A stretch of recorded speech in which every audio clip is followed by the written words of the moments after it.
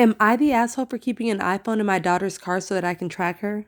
My daughter is 16, and as most 16-year-olds, she has an iPhone, and it does not have enough parental control for my taste. But I do still have sensible rules like no turning off iPhone tracking. Always answer my texts or calls immediately or within a reasonable time frame, and no dead battery excuses. But I know teenagers can be sneaky, so I have a backup tracking plan that I keep secret from her. I have an extra older version iPhone on my family plan that I use as an emergency phone. I hide this phone somewhere in the car that I let my daughter drive and keep it on silent. It's always charged so I can track it when my daughter's out. This past weekend, my daughter told me she was going to her friend Brett's house to prepare for an academic competition. When I checked on her iPhone and the secret iPhone, the locations matched up. She was at her friend's house. After dinner, I checked again.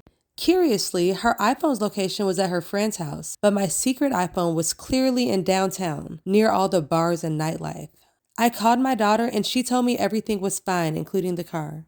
I drove to the iPhone's location to see if maybe it was wrong, and eventually found my car parked along the street near the LGBT nightlife area.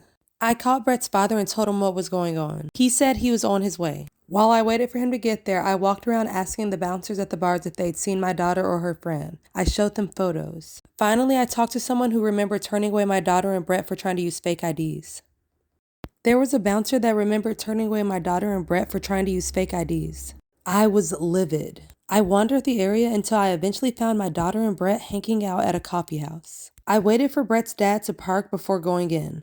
After talking to Brett's father, I found out that they told him the same story that they told me, that they were just preparing for an academic competition. We both walked into the cafe together to retrieve our kids. After we returned home, my daughter confessed to trying to sneak into a gay club with Brett. Apparently, he's closeted to his parents and school. She was most upset that I outed Brett to his parents this way. But she has not given me any reason to trust her or her friend Brett given their behavior this weekend. Stricter rules are on the way. She continues to think I'm the biggest villain in her entire world, but really, if I hadn't hidden that phone in her car, I would have never known what they were up to.